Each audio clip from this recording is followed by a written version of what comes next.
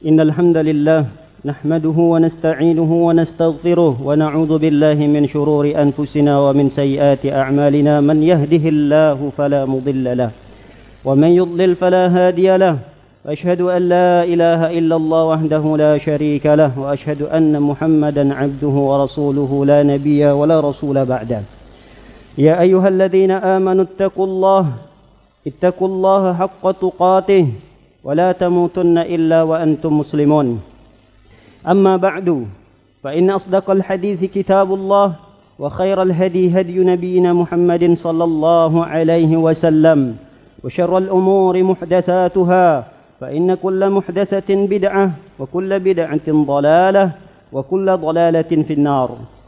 Masyiral muslimin jamaah salat Jumat yang semoga kita selalu dalam lindungan Allah Subhanahu wa taala. Pada siang yang berbahagia ini, khatib berwasiat untuk diri pribadi dan kepada seluruh hadirin jamaah salat Jumat. Mari kita bersama meningkatkan ketakwaan kita, meningkatkan kualitas takwa kita kepada Allah Subhanahu wa taala dengan mengerjakan segala perintahnya dan meninggalkan segala bentuk larangannya. Masyiral muslimin jamaah salat Jumat yang dimuliakan oleh Allah Subhanahu wa taala. Dalam Al-Qur'an Allah menjelaskan bahwa syaitan dan iblis adalah merupakan musuh yang sangat besar bagi manusia. Kata Allah Subhanahu wa taala, "Wa la tattabi'u khutuwatis syaitan, innahu lakum aduwwum mubin."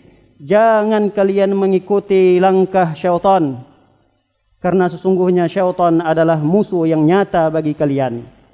Oleh karena itu, iblis mendeklarasikan di hadapan Allah Subhanahu wa taala permusuhannya kepada seluruh manusia.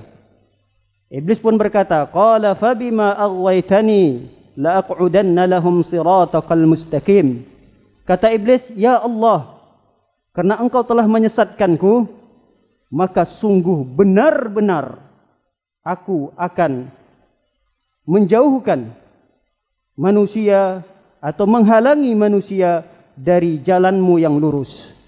Lalu iblis mengatakan, "Tsumma la'atiyannahum min baini aydihim wa min khalfihim wa an aymanihim wa an syama'ilihim wa la tajidu aktsaruhum syakirin." Dan sungguh aku akan mengganggu mereka dari arah depan. Jika gagal, aku akan berpindah mengganggu mereka dari arah belakang, dari arah kanan, dari arah kiri.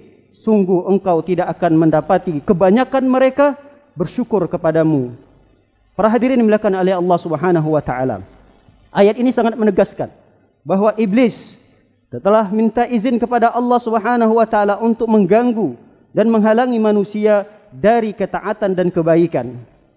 Ini menunjukkan bahwa iblis dan bala tentaranya syaitan adalah musuh yang sangat besar, musuh yang sangat nyata bagi manusia.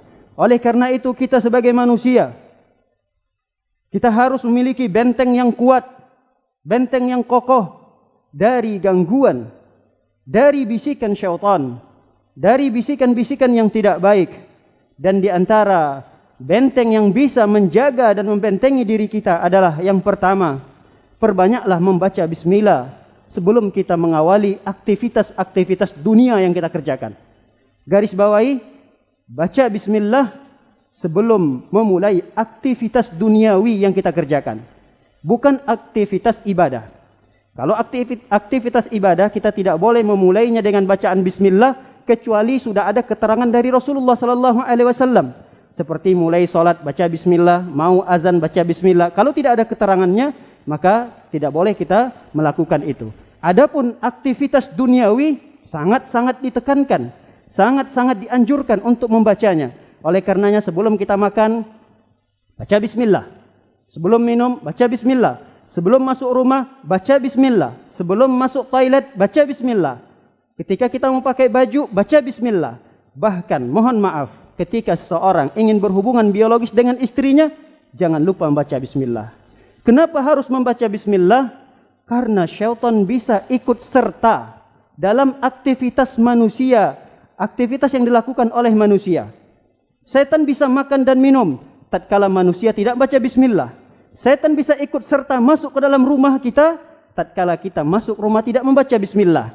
Bahkan mohon maaf, hubungan biologis yang dilakukan oleh suami dan istri tatkala tidak membaca bismillah, setan pun bisa ikut serta dalam aktivitas itu. Oleh karenanya dalam hadis Rasulullah sallallahu alaihi wasallam mengatakan, "Lau anna ahadakum arada an ya'tiya ahlahu falyakul bismillah Allahumma jannibna syaitan wa jannibi syaitan ma razaqtana." Kata Rasulullah sallallahu alaihi wasallam, apabila seseorang di antara kalian hendak mendatangi istrinya, maka ucapkanlah bismillah dan baca doa Allahumma jannibna syaitan. Ya Allah, jauhilah kami dari syaitan dan jauhilah syaitan dari apa yang Engkau rizkikan. Innahu in yuqaddar bainahuma waladun falan yadurruhu syaitanu abada. Kata Rasulullah, andai kata dari hubungan itu lalu lahirlah seorang anak, maka niscaya anak tersebut tidak akan bisa memberikan bahaya oleh syaitan sedikit pun. Begitu juga kenapa kita harus memulai setiap aktivitas duniawi kita dengan bacaan bismillah? Karena Rasulullah sallallahu alaihi wasallam mengatakan, "Sitru ma baina a'yunil jin wa aurati bani Adam hina wada'a saubahu."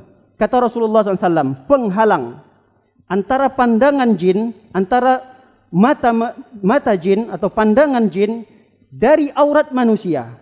Lihat, dari aurat manusia. Artinya jin bisa melihat aurat manusia? Bisa. Apa yang bisa menghalangi antara pandangan jin dengan aurat manusia? Kata Rasulullah sallallahu alaihi wasallam, tatkala kalian menanggalkan baju kalian, maka baca bismillah. Terutama tatkala kita masuk toilet. Karena inilah tempat di mana bersarangnya syaitan, bersarangnya jin. Dan ini adalah tempat di mana kita membuka aurat kita. Oleh karena itu, untuk menghalangi dari pandangan jin dengan auratnya kita manusia, maka baca bismillah sebelum kita membaca doa masuk toilet. Para hadirin jamaah salat Jumat yang dimuliakan oleh Allah Subhanahu wa taala. Yang kedua, benteng yang kedua yang bisa menghalangi kita dengan jin atau dengan syaitan adalah baca ta'awuz. Dengan ucapan a'udzubillahi minasyaitonir rajim. Terutama tatkala kita diganggu, digoda dalam kondisi beribadah, dalam kondisi solat, terkadang banyak sekali gangguan-gangguan. Tatkala kita solat, bahkan kita tidak bisa melupakan aktivitas-aktivitas duniawi kita tatkala solat. Ada saja urusan duniawi yang kita pikirkan di saat solat itu. Maka jangan kita terlena dengan urusan itu. Kita harus buang jauh-jauh dan berlindung kepada Allah Subhanahu wa taala dengan ucapan a'udzubillahi minasyaitonir rajim. Kata Allah Subhanahu wa taala, "Wa imma yanzaghannaka minasyaiton fasta'id billah." Kalau kalian diganggu oleh syaitan, maka berlindunglah kepada Allah dengan ucapan a'udzubillahi minasyaitonir rajim. Yang ketiga, benteng yang bisa menjaga kita dari gangguan dan godaan syaitan adalah dengan menjaga kesucian diri. Dengan selalu menjaga wudu. Tatkala wudu kita batal, perbaharui lagi. Batal, perbaharui lagi. Karena orang yang dalam kondisi bersuci, dia akan disenangi oleh malaikat. Tatkala malaikat senang, maka malaikat itu akan selalu menyertai dan ikut bersama orang tersebut. Sebaliknya, tatkala seseorang dalam kondisi berhadas, baik itu hadas kecil maupun hadas besar, malaikat tidak terlalu senang dan tidak terlalu suka dekat dengan orang tersebut. Artinya kalau malaikat menjauh dari orang itu, maka sangat mudah syaitan untuk mendekatinya. Makanya dalam sebuah hadis Rasulullah sallallahu alaihi wasallam mengatakan, "Man bata tahiran, bata fi syi'arihi malakun." Siapa orang yang tidur lalu dia bersuci, maka tidurnya itu dalam kondisi dijaga atau di sampingnya ada malaikat. Oleh karena itu para hadirin dimuliakan oleh Allah Subhanahu wa taala, para ulama kita tidak menganjurkan orang yang berjunub dalam kondisi durasi yang lama. 1 jam, 2 jam, 3 jam, bukan artinya berdosa. Tidak mengapa, boleh hal tersebut. Akan tetapi tidak dianjurkan oleh para ulama ketika seseorang dalam kondisi hadas besar junub, dia berlama-lamaan dalam kondisi itu. Hitungan jam. Kenapa? Karena orang yang junub dia tidak bisa beribadah kepada Allah Subhanahu wa taala. Makanya kata para ulama, kenapa junub itu dikatakan junub? Karena junub itu artinya jauh. Orang itu jauh dari Allah Subhanahu wa taala. Karena orang yang junub tidak bisa baca Quran, tidak bisa melakukan ibadah-ibadah pendekatan diri kepada Allah Subhanahu wa taala. Secara otomatis yang akan dekat dengan orang tersebut adalah syaitan, dan sangat mudah syaitan untuk mengganggu, menggoda orang tersebut. Para hadirin akan oleh Allah Subhanahu wa taala. Ini yang ketiga. Yang keempat, kata para ulama, pembenteng yang kokoh antara manusia dengan jin adalah baca surah Al-Baqarah di rumah. Baca surat Al-Baqarah di dalam rumah, bukan diputarkan murattal. Kita tidak berbicara murattal. Hadis ini tidak berbicara memutarkan murattal, akan tetapi dibaca Al-Quran khususnya di surah Al-Baqarah di rumah. Karena kata Rasulullah sallallahu alaihi wasallam, la taj'alu buyutakum maqabir. Jangan kalian jadikan rumah-rumah kalian itu seperti kuburan. Kita tahu kuburan itu bukan tempat ibadah. Tidak ada suara ngaji di kuburan, tidak ada orang yang salat di kuburan. Jangan pula rumah kita jadikan seperti kuburan. Maka kata Rasulullah, inna syaitan yanfiru minal baitil ladhi tuqra'u fihi suratul Baqarah. Kata Rasulullah SAW, sesungguhnya syaitan lari dari rumah yang dibacakan surat Al-Baqarah. Yang kelima, dan ini adalah yang terakhir, dan masih banyak benteng-benteng yang lain, tapi kita cukupkan sampai 5 saja. Dan yang terakhir adalah membaca ayat kursi sebelum kita tertidur. Tertidur malam, istirahat, sebelum kita mendatangi tempat tidur istirahat malam kita, maka sebelumnya baca ayat kursi. Karena ayat kursi tersebut akan dapat membentengi antara diri kita dengan gangguan jin atau syaitan. Siapa yang mengatakan itu? Syaitan sendiri. Kita ingat dalam hadis Rasulullah sallallahu alaihi wasallam ketika Rasulullah memerintahkan Abu Hurairah untuk menjaga Baitul Mal. Lalu ada sosok yang datang mencuri dan didapati oleh Abu Hurairah sampai 3 hari berturut-turut. Lalu syaitan itu minta dilepaskan. Lalu sosok itu minta dilepaskan. Dan sosok seorang itu berkata kepada Abu Hurairah, lepaskan saya akan beri kamu amalan. Kata Abu Hurairah, apa amalannya? Idza awaita ila firashika faqra ayat kursi.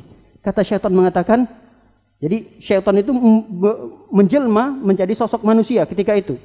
Kepada Abu Hurairah dia berkata, maka bacalah ayat kursi tatkala engkau ingin beristirahat di malam hari. Apa kata syaitan tersebut? Niscaya falan yazala alaika minallahi hafizun. Allah akan senantiasa menjagamu. Allah akan senantiasa melindungimu. Wala yaqrabaka syaitan hatta tusbih. Dan syaitan tidak akan dekat dengan kamu di malam itu sampai kamu subuh.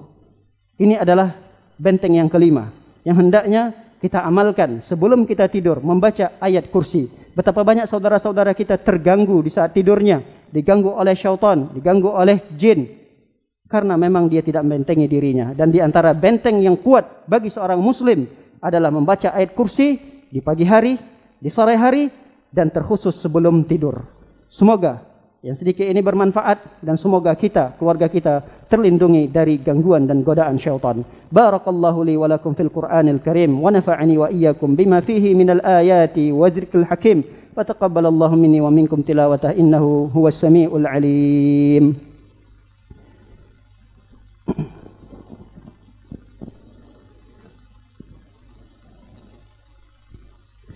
الحمد لله على إحسانه والشكر له على توفيقه وامتنانه وأشهد أن لا إله إلا الله وحده لا شريك له تعظيما لشأنه وأشهد أن محمدا عبده ورسوله الداعي إلى رضوانه وصلى الله وسلم وبارك عليه وعلى آله وأصحابه وإخوانه.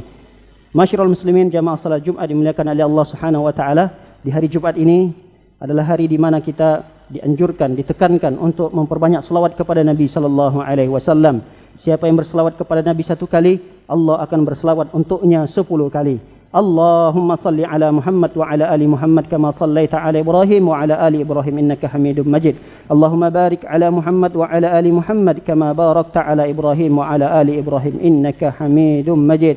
Allahumma fir lil muslimin wal muslimat wal mu'minin wal mu'minat al ahya'i minhum wal amwat bi rahmatika ya arhamar rahimin. Allahumma a'izzal Islam wal muslimin. Allahumma a'izzal Islam wal muslimin. Allahumma inna na'udzubika minal baras wal junun wal juzam wa min sayyil asqam. Allahumma difa' 'anna al bala wal waba wal mihan wal fitan ma zahara minha wa ma batan an biladina hadha khassa Indonesia wa an jami'il buldani fi jami'il ardh. ربنا ظلمنا أنفسنا وإن لم تغفر لنا وترحمنا لنكونن من الخاسرين ربنا اغفر لنا ذنوبنا ولوالدينا وارحمهم كما ربونا صغارا ولجميع المسلمين والمسلمات والمؤمنين والمؤمنات الأحياء منهم والأموات برحمتك يا أرحم الراحمين. ربنا آتنا في الدنيا حسنة وفي الآخرة حسنة وقنا عذاب النار. وصلى الله على نبينا محمد وعلى آله وصحبه وسلم أجمعين. آخر دعوانا الحمد لله رب العالمين.